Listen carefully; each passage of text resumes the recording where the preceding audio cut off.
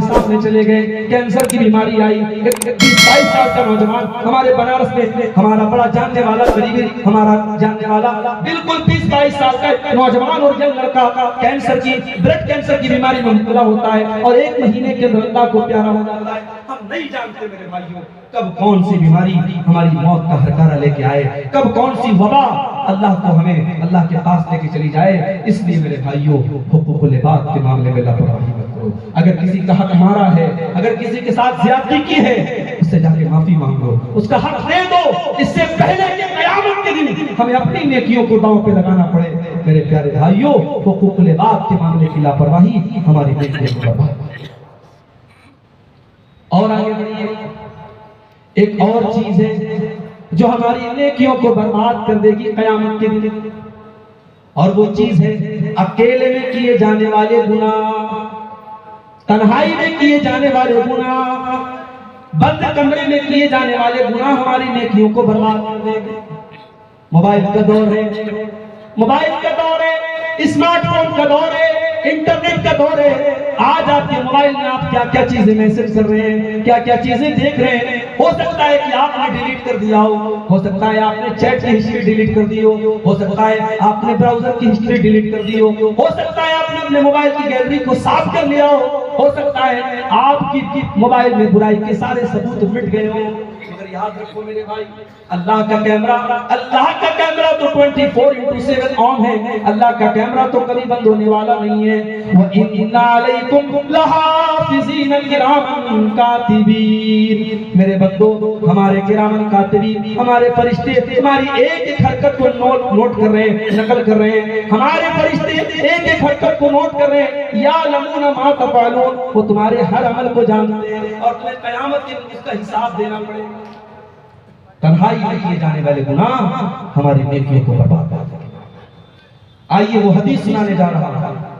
یہ حدیث جب اللہ کے نبی نے سنائی تھی تو حضرت ثوبان جو حدیث کے راوی ہیں وہ ڈر گئے اور انہوں نے اللہ کے نبی سے پوچھا تھا کہ اللہ کے نبی وہ کون بد نصیب لوگ ہوں گے، ذرا کھل کے بتا دیں۔ اللہ کے پیارے نبی فرماتے ہیں، ابن ماجہ کی صحیح روایت ہے، لَآدَمَنَّ أَقْوَامًا مِّنْ أُمَّتِي يَأْتُونَ يَوْمَ الْقِيَامَةِ بِحَسَنَاتٍ أَمْثَالَ جِبَالِ تِهَامَةَ بِيضًا، میں اپنی امت کے ایسے لوگوں کو جانتا ہوں جو قیامت کے دن پہاڑوں کے برابر نیکیاں لے کر کے آئیں گے۔ فَيَجْعَلُ اللَّهُ عَزَّ وَجَلَّ هَبَاءً مَنثُورًا، اللہ تعالیٰ ان کی نیکیوں کو ہوا میں اڑا کر کے ختم کر دے گا۔ حضرت صفوان نے کہا، سِبْهُمْ لَنَا وَجَلِّهِمْ لَنَا یا رسول اللہ، اللہ نکون منہم، اے اللہ کے نبی تھوڑا کلیئر کر کے بتا دیجئے، تھوڑا کھول کر کے بتا دیجئے تاکہ ہم ان بد نصیبوں میں سے نہ ہو جائیں۔ آپ نے فرمایا، اے ثوبان وہ تمہارے بھائی ہوں گے، وہ تمہاری نسل سے ہوں گے، وہ بھی مسلمان ہوں گے، وہ تمہاری طرح نماز پڑھیں گے، وہ تمہاری طرح عبادت کریں گے، وَلَكِنَّهُمْ إِذَا خَلَوْا بِمَحَارِمِ اللَّهِ انتهكوها، بس ایک بات کا فرق ہوگا کہ جب وہ تنہائی میں ہوں گے، جب وہ اکیلے میں ہوں گے تو وہاں وہ ناجائز کام کریں گے، وہاں وہ حرام کام کریں گے، ان کی تنہائی گناہوں سے بھری ہوگی۔ اور آج موبائل نے جو کام بڑا آسان کر دیا ہے، یہ موبائل نے یہ کام بڑا آسان کر دیا ہے۔ رات کا ٹائم ہے، بند کمرہ ہے، آپ ہیں اور آپ کا موبائل ہے اور انٹرنیٹ ہے۔ کون سی طاقت ہے جو آپ کو گندگیوں سے روک سکتی ہے؟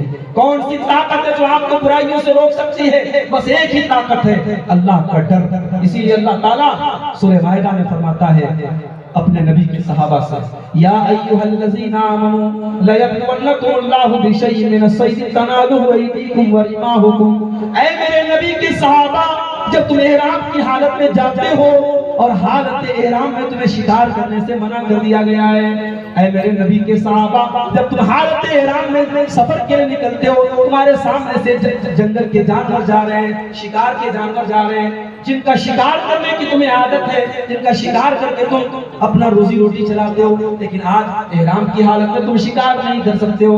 اے میرے نبی کے صحابہ اللہ تعالیٰ نے تم کو منع کیا ہے، تم احرام کی حالت میں شکار نہیں کر سکتے، حالانکہ تمہاری آنکھوں کے سامنے سے وہ جا کر گزر رہے ہیں۔ یہ امتحان کیوں لے رہے ہیں ہم؟ لِيَعْلَمَ اللَّهُ مَن يَخَافُهُ بِالْغَيْبِ، اللہ تعالیٰ یہ دیکھنا چاہتا ہے کہ کون اللہ سے ڈرنے والا ہے، کون بغیر دیکھے اللہ سے ڈرتا ہے، کون ہے جو بغیر دیکھے اللہ سے ڈرتا ہے۔ اللہ امتحان لینا چاہتا ہے۔ آج موبائل بھی ہمارے امتحان کا سامان ہو گیا۔ بڑی اچھی چیز بھی ہے. پہلے علماء چلتے تھے سفر میں کتابیں لے کے چلتے تھے, نوٹس لے کے چلتے تھے. میں خود تقریباً 700-800 میرے پاس تقریروں کے نوٹس ہیں. میرے الماری کا ایک پورا پورشن بھرا ہوا ہے, وہ نوٹس جو ہے لفافے میں بھر کے بیٹھے. مگر آج موبائل اب جو بھی نوٹس ہے سب موبائل میں بن رہے ہیں. جو ٹائپ کرنا ہے, جو سرچ کرنا ہے, آج موبائل سے الحمدللہ پوری تقریر کا میٹیریل آپ کو تیار مل جائے.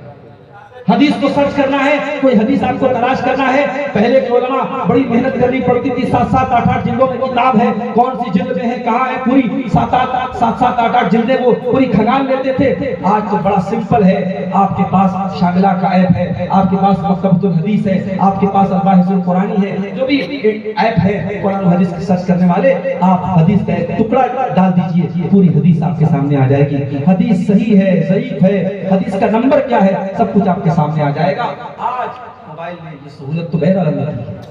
دین کا کام کرنے کے لیے بہت ساری سہولتیں دی ہیں اس موبائل میں, مگر موبائل میں ہمارے تقویٰ کا امتحان بھی دیا ہے. میرے پیارے ساتھیوں, موبائل کا صحیح استعمال کیجئے, انشاءاللہ یہ موبائل آپ کے حق میں خیر ثابت ہوگا. اور اگر غلط استعمال کریں گے یہ موبائل ہماری نیکیوں کو برباد کر دے گا. اللہ کے نبی فرماتے ہیں تنہائی میں کیے جانے والے گناہ انسان کی نیکیوں کو برباد کر دے گا. اور آگے ایک اور چیز ہے جو ہماری نیکیوں کو برباد کر سکتی ہے, اور وہ کیا ہے؟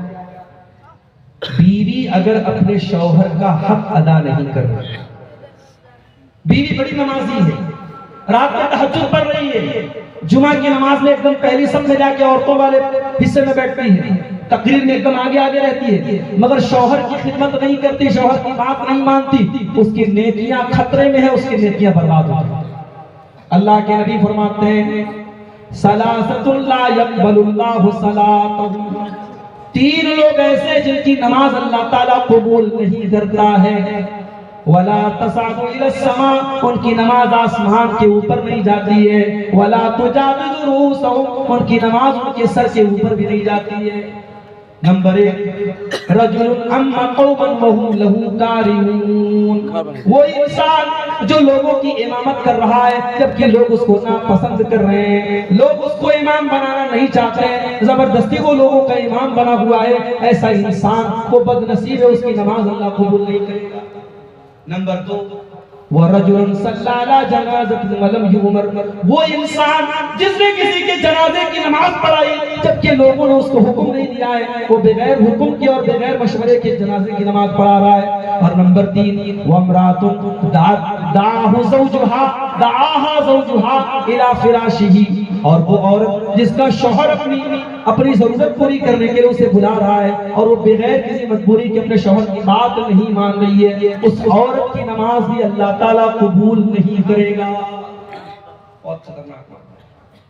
میاں بیوی کا رشتہ صرف ایک رشتہ نہیں, میاں بیوی ایک دوسرے کے لیے اللہ نے کہا قرآن میں لباس میں بہت ساری برائیوں سے شوہر بیوی کو بچاتا ہے, بیوی شوہر کو بچاتی ہے. اگر دونوں ایک دوسرے کی ضرورت کا خیال نہیں رکھیں گے مرد کے قدم بہک سکتے ہیں, عورت کے قدم بہک سکتے ہیں. اس لیے اگر کوئی عورت اپنے شوہر کا حق ادا نہیں کر رہی ہے, اس بات کا ڈر ہے اس کی نیکیاں برباد ہو جائیں گی, اس کی نماز قبول نہیں. اسی طریقے سے میری پیاری ماں اور بہنوں, جو عورت خوشبو لگا کر کے گھر سے باہر نکلتی ہے, جلسے میں جانے کے لیے نہیں, مارکیٹ میں جانے کے لیے نہیں, مسجد میں نماز پڑھنے کے لیے جاتی ہے خوشبو لگا کر کے, اللہ کے نبی فرماتے ہیں لا يقبل اللہ صلاۃ امرأۃ, اللہ تعالیٰ اس عورت کی نماز کو قبول نہیں کرتا ہے. تطیب لہذا المسجد, جو مسجد میں خوشبو لگا کر کے آتی ہے, جو مسجد میں خوشبو لگا کر کے آتی ہے, اس عورت کی نماز اللہ تعالیٰ قبول نہیں کرتا ہے. حتی ترجع, جب تک کہ وہ عورت واپس نہ چلی جائے. وتغسل غسل الجنابہ, اور وہ غسل نہ کر لے جو جنابت میں کیا جاتا ہے, جو ناپاکی کے عالم میں کیا جاتا ہے, جب تک وہ ایسا غسل نہ کر لے اور اپنے بدن سے خوشبو کا اثر ختم نہ کر لے, تب تک اس عورت کی نماز قبول نہیں. میری ماں اور بہنوں, جب مسجد میں نماز پڑھنے کے لیے عورت کو خوشبو لگا کے جانے کی اجازت نہیں ہے, تو جلسے میں, پروگرام میں, رشتہ داریوں میں اور اسی طریقے سے پارٹیوں میں اور شاپنگ کرنے کے لیے اور بازاروں میں ایک عورت سج کر کے, سمر کر کے, میک اپ کر کے, خوشبودار جو ہے چیزیں لگا کر کے اور ٹرانسپیرنٹ کپڑے پہن کر کے اگر نکلتی ہے تو سوچو اس کا انجام کیا ہوگا۔ اسی لیے اللہ کے نبی نے فرمایا کہ جو عورت خوشبو لگا کر کے مردوں کے پاس سے گزرتی ہے فہی کذا و کذا، ایسی عورت بدچلن ہے، ایسی عورت زانیہ ہے۔ اللہ ہماری ماں بہنوں کی حفاظت کرے۔ خوشبو لگا کر کے عورت کا نکلنا یہ بھی عورت کی نیکیوں کو برباد کرتا ہے۔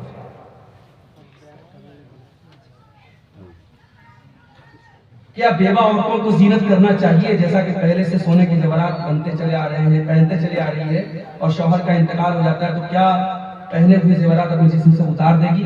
دیکھیے اب شیخ بیٹھے ہوئے ہیں، شیخ ماشاءاللہ آپ کے ہم سب کے بزرگ عالم ہیں، شیخ کی موجودگی میں شیخ کی اجازت سے میں یہ بات بتا رہا ہوں، اگر غلطی ہوگی تو شیخ رہنمائی کریں گے۔ اس عمل کو بیوہ عورت جو عدت گزارتی ہے، اس عمل کو شریعت میں احداد کہا ہے۔ احداد کا مطلب ہوتا ہے زینت نہ کرنا۔ تو عورت اس 4 مہینہ 10 دن کے پیریڈ میں زینت نہیں کرے۔ اب اس میں جو زینت وہ آلریڈی کرتی ہے وہ بھی شامل ہے، اور جو ڈیلی کے روٹین میں شامل ہے، خوشبو لگانا اور سجنا سورنا، کاجل لگانا، میک اپ کرنا، زیورات پہننا، یہ ساری چیزیں اس میں شامل ہیں۔ تو عورت ایک دم سمپل طریقے سے رہے گی۔ احداد کے لفظ کا تقاضا یہی ہے، واللہ اعلم۔ جو وہ زیورات وغیرہ سونے کے پہنتی ہے چونکہ وہ بھی زینت میں سے ہے، تو یہ عدت کے دوران اس کو نہیں پہننا چاہیے، واللہ اعلم۔ تو میں عرض یہ کر رہا تھا کہ خوشبو لگا کر کے عورت کا نکلنا یہ اس کی نماز کے لیے خطرناک ہے۔ اور آگے ایک اور چیز ہے جو ہماری نیکیوں کو برباد کرتی ہے، اور وہ کیا ہے؟ قرض۔ قرض کسی سے قرض لینا، کسی سے لون لینا۔ بھائی قرض تو ہماری ضرورت ہے نا، قرض تو ہم لیتے ہیں دنیا میں، مگر اللہ کے نبی قرض سے پناہ مانگتے ہیں۔ اللہ کے رسول نماز میں دعا کرتے تھے، اللہم انی اعوذ بک من المعصم والمغرم، اے اللہ میں تیری پناہ چاہتا ہوں گناہوں سے اور قرض سے۔ جب انسان قرض لیتا ہے تو جھوٹ وعدہ خلافی کرتا ہے، زبان کا پکا نہیں ہوتا۔ قرض انسان بہت مجبوری میں لیتا ہے، لے سکتا ہے، حرام نہیں ہے، مگر زندگی میں اگر قرض لیا ہے تو اس کو چکا کے جاؤ۔ اللہ کے نبی فرماتے ہیں یغفر للشہید، جو اللہ کے راستے میں شہید ہو جائے اس کے سارے گناہ معاف ہو جائیں گے، الا الدین، مگر قرض معاف نہیں ہوگا۔ اللہ کے راہ میں شہید ہو گیا، جان چلی گئی اس کی، سارے گناہ معاف ہو گئے، مگر قرضہ معاف نہیں ہوگا، قرضہ دینا پڑے گا اس کے بعد سے۔ یہاں باپ کا انتقال ہوتا ہے تو بیٹے بیٹھ کر کے بٹوارا کرتے ہیں، ابا کی زمین اور کھیت اور ماں کے زیورات کس کو ملے۔ بھائی صاحب کسی کے مرنے کے بعد شریعت کہتی ہے پہلا کام کیا کرنا ہے؟ اس کے کفن دفن کا انتظام اس کے ترکے میں سے کرنا۔ پتہ نہیں آپ کیا رواج، ہمارے بنارس میں یہ رواج ہے کہ انتقال ہونے کے بعد جو داماد ہوتا ہے یا بہنوئی ہوتا ہے وہ آ کر کے پیسہ دیتا ہے کفن کا، کہیں 500 دیتا ہے، کہیں 1000 دیتا ہے۔ تو اب وہ ایک طریقے سے ایک رواج بن گیا ہے۔ اب یہ رواج مجھے نہیں سمجھ میں آتا کس کی کیا ضرورت ہے۔ بھائی اگر میت کے وارثین میں سے ظاہر ہے کہ میت کا جو بہنوئی ہے یا اس کا سمدھی ہے وہ تو وارث بھی نہیں ہے، جو میت کا وارث ہے بیٹا ہے، باپ اگر زندہ ہے تو باپ ہے، ماں زندہ ہے تو ماں ہے، جو وارث ہو رہے ہیں اگر وہ اپنی خوشی سے میت کے جنازے میں تعاون کر دے الگ بات ہے، ورنہ پہلا حق کیا ہے کہ میت کے ترکے میں سے ہم کفن دفن کرتے ہیں۔ دوسرا کام کفن دفن کرنے کے بعد میت کے قرضے کی ادائیگی۔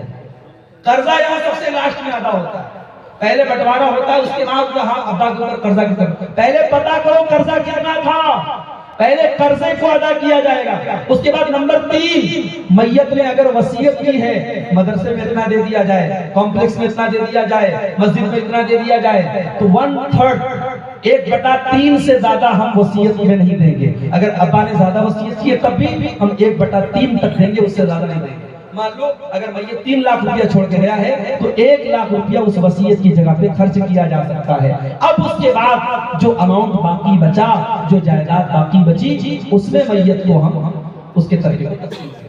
یہ ہے شریعت کا طریقہ۔ آج کیا ہوتا ہے، لوگ قرضہ لیتے ہیں اور اس قرضے کو لکھتے نہیں۔ آپ کو ایک نکتے کی بات بتاؤں، قرآن کی سب سے لمبی آیت آیت دین ہے، سب سے لمبی آیت، اور اس آیت دین کا خلاصہ یہ ہے کہ جب بھی قرضہ کا لین دین کرو تو نوٹ کر لو، لکھ لو.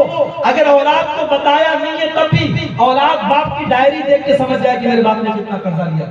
تو قرضہ اگر 100 روپیہ بھی لیا ہے بھائی تو اس کو لکھ لو. اور قرضے کی ادائیگی کے بغیر آپ اللہ کے چلے گئے تو جب تک قرضہ ادا نہیں ہوگا مغفرت نہیں ہوگی. اللہ کے رسول فرما رہے ہیں یغفر للشہید کل ذنب، شہید کے تمام گناہ معاف ہو جائیں گے الا الدین، مگر قرضہ معاف نہیں ہوگا. اور دوسری حدیث میں ہے کہ المیت معلق بالدین، مردہ قرضے کی وجہ سے معلق رہتا ہے، اس کی مغفرت رکی رہتی ہے جب تک کہ اس قرضے کو ادا کرے. تو ٹھیک ہے، اللہ تعالی ہم سب کو قرضے کی ادائیگی کو زندگی میں کرنے کی توفیق. مسجد کا چندہ مسجد کے علاوہ قبرستان وغیرہ میں خرچ کر سکتے ہیں یا نہیں، کیونکہ مسجد، عیدگاہ اور قبرستان کی ایک ہی کمیٹی ہے.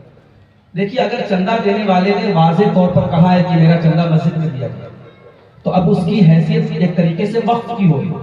وہ چندہ اس نے مسجد کے لیے وقف کر دیا، اب اس کو آپ دوسری جگہ ٹرانسفر نہیں کر سکتے. جو شریعت کا مسئلہ یہی ہے کہ اگر مسجد کے لیے اس نے دیا ہے تو مسجد میں خرچ کرے. کمیٹی ایک تو الگ بات ہے، کمیٹی ایک ہونے سے وہ فنڈ ایک نہیں ہو جائے گا.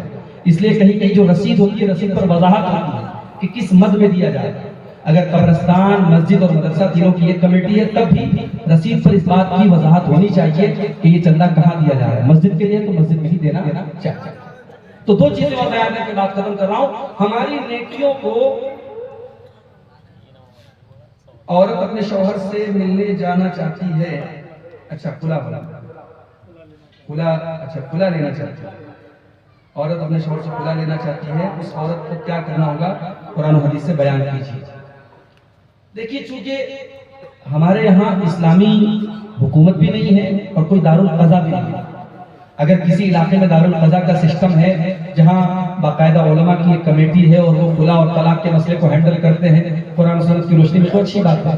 اگر دارالقضا وغیرہ کا سسٹم نہیں ہے، جیسا کہ عام طور سے نہیں ہے، تو علاقے کے جو ذمہ دار علماء ہیں اور جو صاحبان امر ہیں، جو نیک اور دیندار لوگ اور سماج کے سربراہ لوگ ہیں، ان کو بٹھایا جائے اور عورت ایک اپلیکیشن لکھے، درخواست لکھے کہ میں اپنے شوہر سے کھلا لینا چاہتی ہوں. اور شوہر کی رضامندی بھی ضروری ہے. شوہر کو باقاعدہ کمیٹی کے لوگ بلائیں گے اور ان کے سامنے عورت کا یہ پرستاؤ رکھیں گے کہ تمہاری بیوی تمہارے ساتھ نہیں رہنا چاہتی، کھلا لینا چاہتی ہے. اس کے بعد اگر شوہر کہتا کہ ٹھیک ہے، اگر میری عورت کھلا لینا چاہتی ہے تو ٹھیک ہے، وہ لے لے کھلا، میں نہیں رکھوں گا اس کو. تو اب اس کے بعد ایک تحریر تیار ہو جائے گی کہ ہم تمام علماء اور تمام معاشرے کے ذمہ دار لوگوں کی موجودگی میں فلانا بنت فلاں کا کھلا کرایا جا رہا ہے. اور اس کھلا کے بعد ایک حیض کی عدت گزارے گی. ایک بار اس کو پیریڈ آئے گا، پھر جب وہ پاک ہو جائے گی اس کے بعد وہ کہیں اور نکاح کر سکتی ہے. یہی کھلا کا مسئلہ ہے. اللہ عالم بالصواب. تو نیکیوں کو برباد کرنے والی دو چیزیں اور بیان کرنے بات ہے. شرابی آدمی جو شراب پیتا ہے اس کی نیکیاں بھی خطرے میں. شراب پینے کا جو گناہ ہے وہ تو ہے، شرابی کی نماز قبول نہیں ہوتی.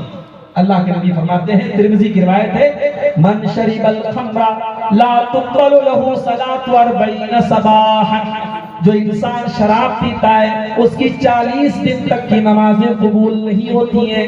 فَإِن تَابَ تَابَ اللَّهُ عَلَيْهِ، اگر وہ توبہ کر لے تو اللہ اس کی توبہ قبول کر لے گا. اگر توبہ نہیں کرے گا تو 40 دن تک کی اس کی نماز خطرے میں رہے. ایک بار شراب پی، اب سوچو جو روز شراب پی رہا ہے وہ کتنا بد نصیب ہے، اس کی کتنی نمازیں خطرے میں ہیں. وہ شراب پیتا رہے اور نماز پڑھتا رہے، کوئی مطلب نہیں ہے اس کی نماز کا. اس لیے میرے بھائیوں، اگر کوئی بھی مسلمان شراب جیسی گندی چیز کا شکار ہے، اللہ سے سچی توبہ کر لے، اللہ سے جتنی جلدی ممکن ہو توبہ کر لے. شراب وہ گندی چیز ہے جس کے بارے میں اللہ کے نبی فرماتے ہیں، حضرت عثمان غنی فرماتے ہیں، ان الخمر ام الخبائث، شراب برائیوں کی جڑ ہے. تو شراب یہ انسان کی نیکیوں کو برباد کر دیتی ہے. آخری چیز حسد اور کینہ. اگر انسان کے دل میں حسد ہے، کینہ کپٹ ہے، تو کان کھول کر کے سن لے، اس کی نماز، اس کا روزہ، اس کی عبادت اللہ کیا قبول کرے. ثبوت چاہتے ہیں؟ دو ثبوت آپ کو دے دیں. پہلی حدیث مسند احمد کے اندر موجود ہے. اللہ کے نبی فرماتے ہیں، ایاکم والحسد فإن الحسد تأكل الحسنات كما تأكل النار الحطب. جس طریقے سے آگ لکڑی کو کھا جاتی ہے اسی طریقے سے حسد انسان کی نیکیوں کو کھا جاتا ہے. اس لیے اے میری امت کے لوگوں تم حسد سے بچا کرو. حسد مت کیا. کوئی پیسہ کما رہا ہے اپنے مقدر سے, کوئی نام کما رہا ہے اپنے مقدر سے کما رہا ہے, کسی کو شہرت مل رہی ہے اپنی محنت سے مل رہی ہے. تم محنت کرو, تم اسٹرگل کرو, تم ایفرٹ کرو, تم کوشش کرو.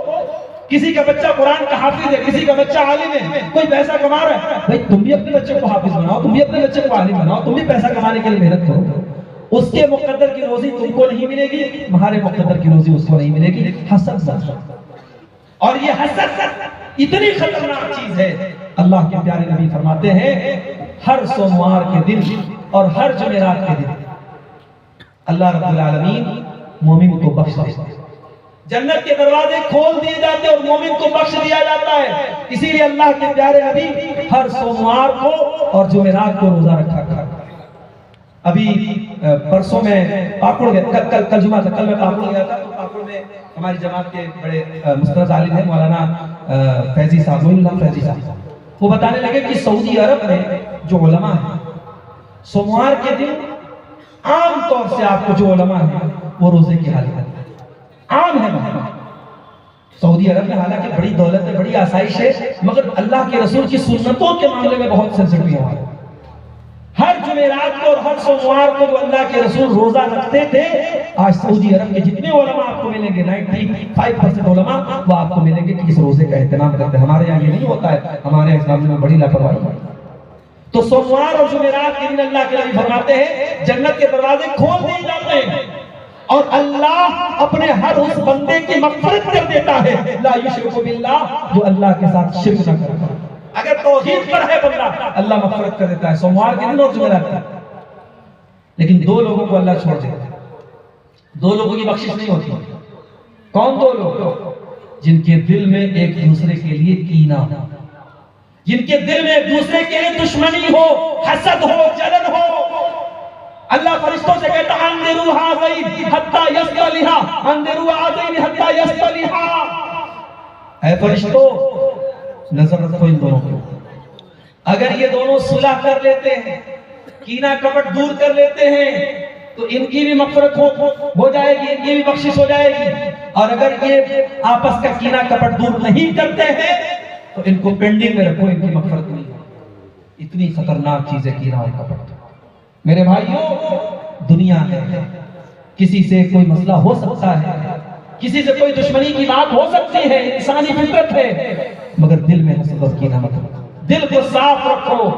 ابراہیم علیہ السلام اللہ کی بارگاہ میں دعا کرتے ہیں کہ اے اللہ مجھے قیامت کے دن تو ذلیل مت کرنا, ولا تخزنی یوم یبعثون, اے اللہ تو قیامت کے دن مجھے رسوا نہ کرنا. یوم لا ينفع مال ولا بنون, قیامت کے دن نہ مال کام آئے گا نہ اولاد کام آئے گی, الا من اتى اللہ بقلب سلیم. قیامت کے دن وہی انسان کامیاب ہوگا جو صاف ستھرا دل لے کر کے آئے گا. اللہ سے دعا کرو اللہ تعالی ہمیں بھی اپنا دل صاف کرنے کی توفیق دے. کپڑا صاف ہے, جسم صاف ہے, مگر آج دلوں میں گندگی بھری ہے. اوپر سے انسان ہنس ہنس کے مل رہا ہے, مسافہ کر رہا ہے, دعائیں دے رہا ہے, اور اندر حسد اور جلن چھپا ہوا ہے. آج اس دور میں وہ کسی شاعر نے کہا ہے نا کہ دل ملے نہ ملے ہاتھ ملاتے رہیے, دل ملے نہ ملے ہاتھ ملاتے رہیے. آج دل نہیں مل رہا ہے, ہاتھ مل رہا ہے. دعا کرو اللہ ہمیں ایک دوسرے سے دل ملانے کی توفیق عطا فرمائے. یہ چند چیزیں میں نے آپ کے سامنے بیان کی جو ہماری نیکیوں کو برباد کر دیتی ہیں. ایک صاحب نے سوال کیا ہے کہ داڑھی رکھنا سنت ہے یا فرض ہے. دیکھیے اللہ کے پیارے نبی صلی اللہ علیہ وسلم نے داڑھی رکھی, آپ نے آپ کے چہرے پر بھرپور داڑھی تھی, اس اعتبار سے ہم بولیں گے کہ اللہ کے رسول کی سنت ہے داڑھی. لیکن اب شریعت میں ہوتا ہے کہ ایک چیز ہوتی ہے فرض, ایک چیز ہوتی ہے سنت. فرض وہ ہے کہ کرنا ہی کرنا ہے, نہیں کریں گے تو گنہگار ہوں گے. اور سنت وہ چیز ہوتی ہے کہ کریں گے تو ثواب ملے گا, نہیں کریں گے تو اللہ تعالیٰ کیا عذاب نہیں ہوگا. تو کیا داڑھی کا معاملہ ایسا ہے؟ داڑھی کا معاملہ ایسا نہیں ہے. اگر صرف اللہ کے رسول نے رکھا ہوتا تو اس کا معاملہ سنت ہوتا کہ اللہ کے نبی کی سنت ہے, مگر آپ نے رکھا بھی اور حکم بھی دیا ہے. آپ نے کیا فرمایا؟